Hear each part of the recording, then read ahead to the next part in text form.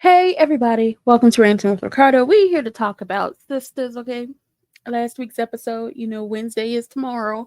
But anyway, let's talk about Sistas. Before we get into that, don't forget to hit the subscription button, hit the notification bell so you can be notified about all the great things we have going on over here. And to also always check the description box down below for all the great information that I can give to y'all. But with that being said, let's get into this messy ass episode of Sistas. And yes, I'm cussing early, so go ahead and like and subscribe and comment because I'm going to need it. Where can we take this? Okay, Sabrina's looking for a sperm donor. Y'all know her new man Tony ain't looking to give up no sperm, ain't looking to have no kids. He trying to build a business. He not looking for none of that. Okay, he I'm looking for he not looking for none of that. And at this point, she's taking the fertility medication. She's getting her shots. Okay, Maurice has to give her the shot and everything. But he don't want no kids. And they over here, having sex. I mean, practicing safe sex. But even though they practicing safe sex, he's still putting hot sauce in the condom. Like she is that desperate to go and steal his sperm. Lord. Anyway, she looking for a sperm donor. She's trying to figure out what she gonna do. So Maurice is like, suggestion, possible solution. Why don't you ask Calvin to be your sperm donor? Now, at first, Maurice give a little song and dance and everything, and she like, oh, no, no, no, no, no. But by the time she get down there, hold on. She's like, I don't know if I want to do that. And she's just giving all the reasons she shouldn't do it. So then Maurice lets her know that, listen, Calvin and the white girl not together no more. Calvin and the white girlfriend ain't together no more. Him and the white girl, that Caucasian lady, they're not together no more. Even though she matched his freak and he matched hers, it didn't work out. And he was looking for something more. So they're not together. So now the wheels are turning. She's thinking about it. Or what can I do? What possibly can happen? So by the time she get down to Karen, in that salon to ask her, you know what, let's take an early lunch, even though it's still morning time. And she's trying to encourage Karen, you should talk to Danny and everything. But then she asked Karen, would you ever let an ex-boyfriend be the sperm donor? And it's just like, why would you ask Karen? She's not the best person to ask these questions. She's not the best person to ask anything. Her and that nasty stank attitude. On top of the fact that y'all forget she has two baby daddies, and not judging nobody has two baby daddies, but she has two for the price of one pregnancy.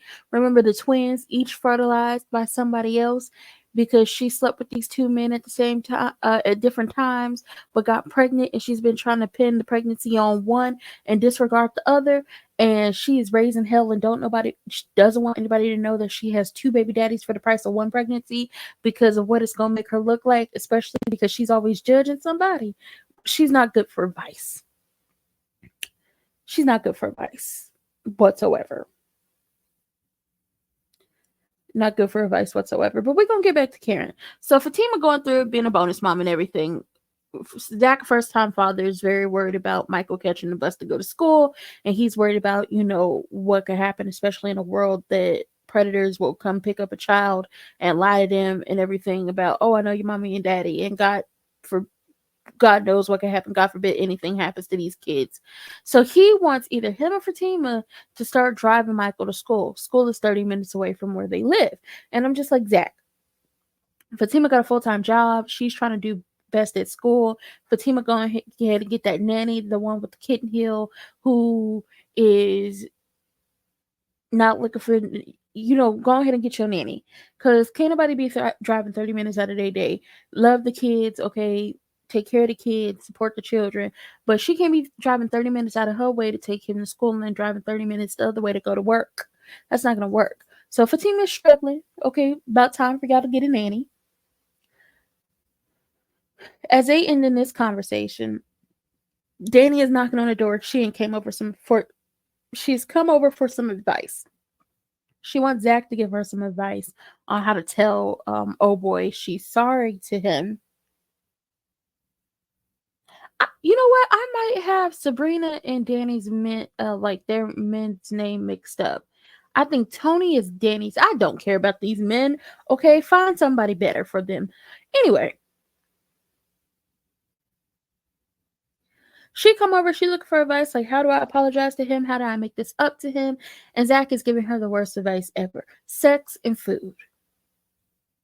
Well, head. Give him head and give him food. And Fatima's like, just tell the truth. And Zach said that ain't gonna work. And I'm just like, ugh, don't listen to Zach. Don't listen to Zach.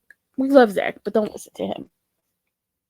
So when they get down to, like, we get down to the airport, Tony is still, oh, I'm so hurt, and she did this, and she did that, and she's not nice to my kids, and my kids are asking these types of questions.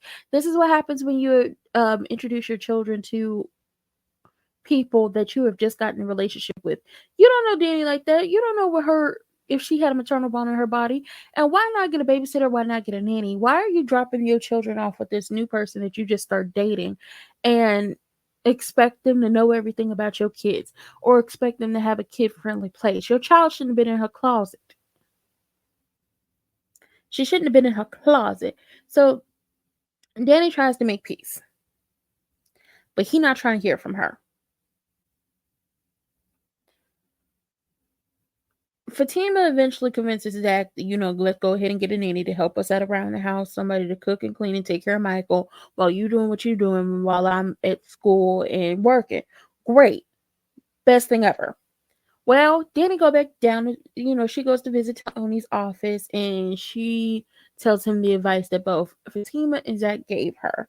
And as they're about to get real physical, with it and bumping and grinding, in comes a lady and, Army fatigues. And it's like, who is this lady? Turns out this is Tony's wife. He says ex-wife, but she says, no, no, no. This is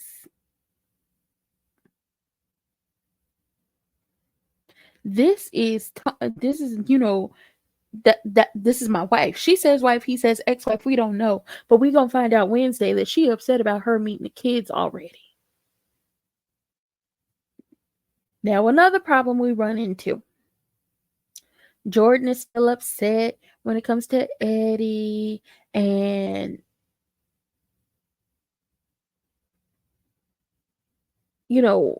Andy and everything like that.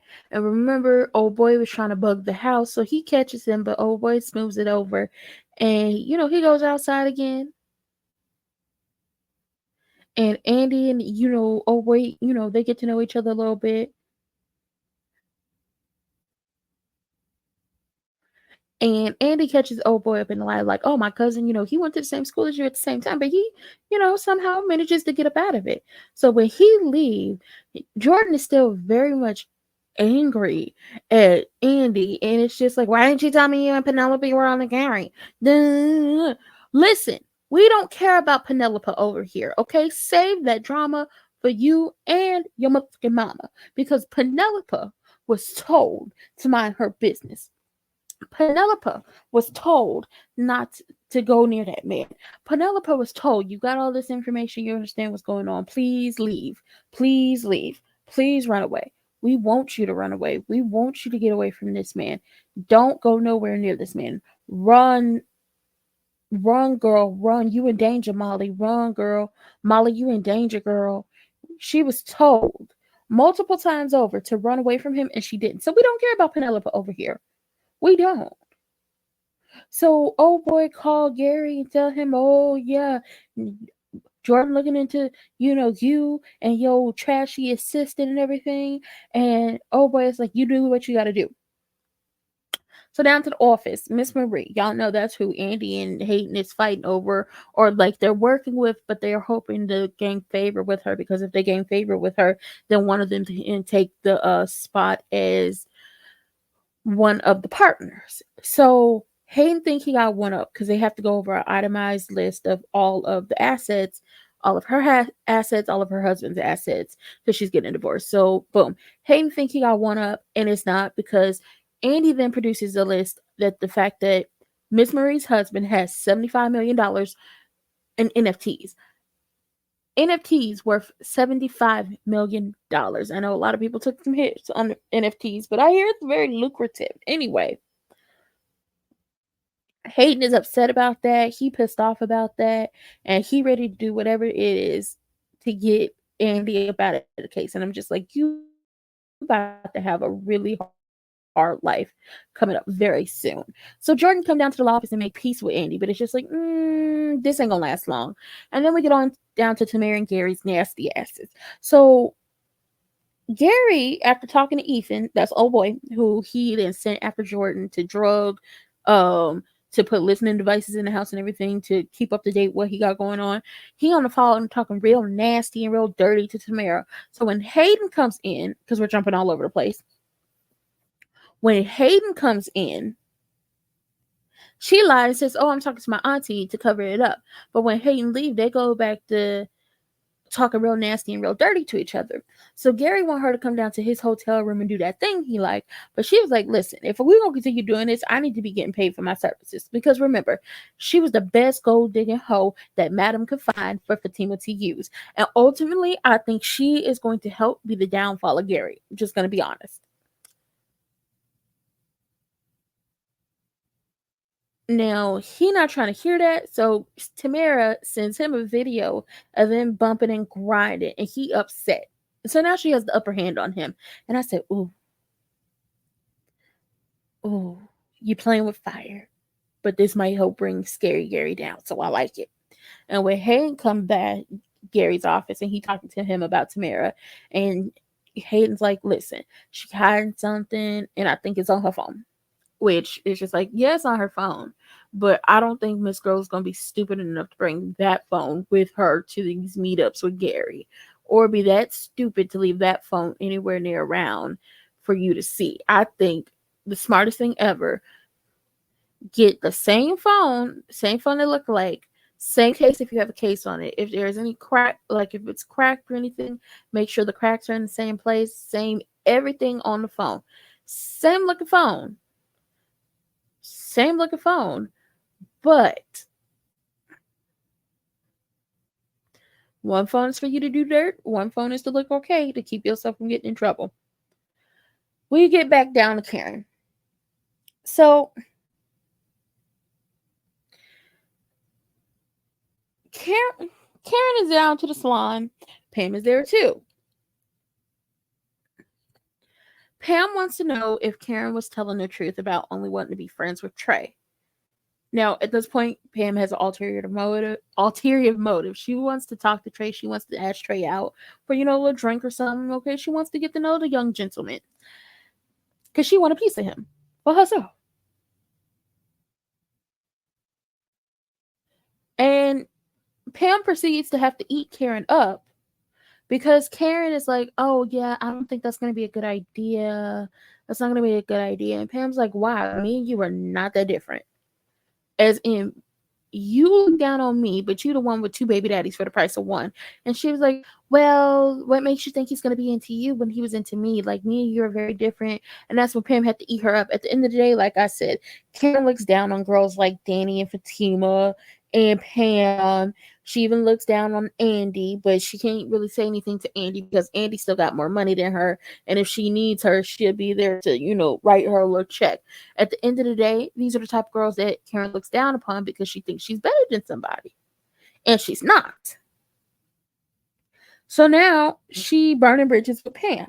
Pam is not going to be your sister circle friend no more. She's not going to be your sister circle friend. She's not going to be your sister circle liaison. She's not going to come into the sister circle to help you when you got problems with the other girls. Because you done just told her that she is a hood rat with no couth. And why would you think that somebody who was into me and who liked me would like you? But it's the same way she feels about Danny. It's the same way she feels about Fatima. And I'm going to just be honest. Same way you feel about Pam, Fatima, and Danny, Trey may be into Pam. You don't know because Danny is in. Zach was into Danny at some point in time. It didn't work out. She wasn't gonna go there with him. They better off as friends. Better off giving brother and sister than anything. And obviously Fatima, hello. These girls are different variations of themselves, or just a little bit more oomph added on to them. Now, baby, the ground was the start to this episode that I loved and I appreciated so much is when Aaron came down there. And Aaron, he trying to help. He trying to be the best that he can be. He trying to be a good father to one of his twins. And the other one, which I think it's going to be a situation of Aaron and Zach and Fatima co-parenting the twins together and leaving Karen out in the cold. That's what I feel like. So Aaron shows up down to the salon and he got a little stroller.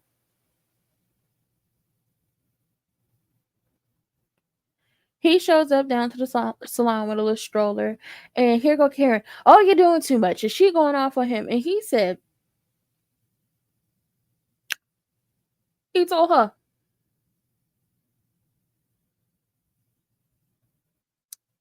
she got a sour ass attitude, and she is to blame for her own misery. Hold on, wait a minute, cause that it don't even hit like that. Y'all got to hold on. It's supposed to stick like grits, and y'all got to hear this audio. Y'all got to hear how he went off on her because he did say she had a sour ass attitude, and the person to blame was her. The person to blame for her misery is herself. But y'all got to hear how he told it to her, and then she asking her mama, "Mama, did you hear that?" And she was like, "Yeah."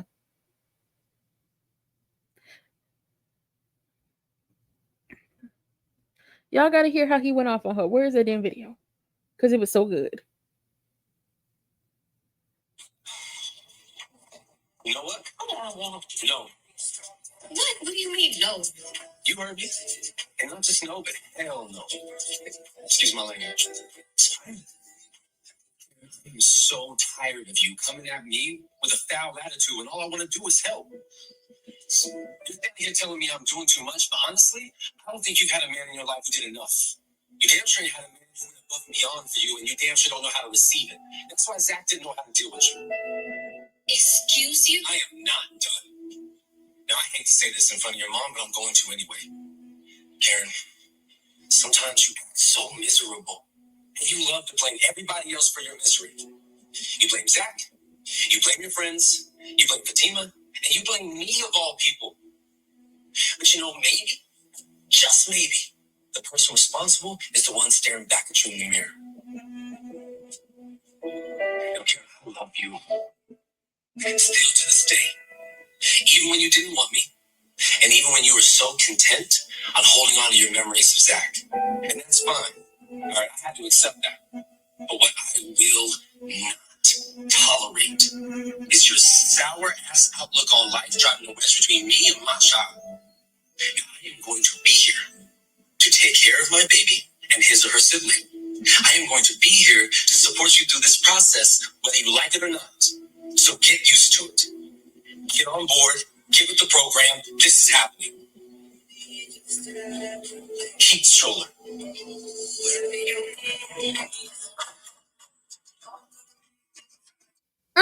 Ate her up, told her sour ass disposition, her sour ass attitude, her sour ass everything just brought misery onto herself. And she could blame anybody she want to blame. But ultimately it's her because she don't ever want to be happy. Yes, don't forget to add Pam. She want to blame Pam for a lot of stuff going wrong too, even though Pam is, helps make things go wrong. She always want to blame somebody. Shout out to Aaron. So, that was it for this recap and everything. Aaron's the MVP of this episode. Shout out to him. But with that being said, that was it. That was all I had more to give y'all. Check the description box down below for all the information. Hit the subscription button and turn on your notifications to be notified about all the good stuff we have going on over here. And I'll see y'all later. Bye.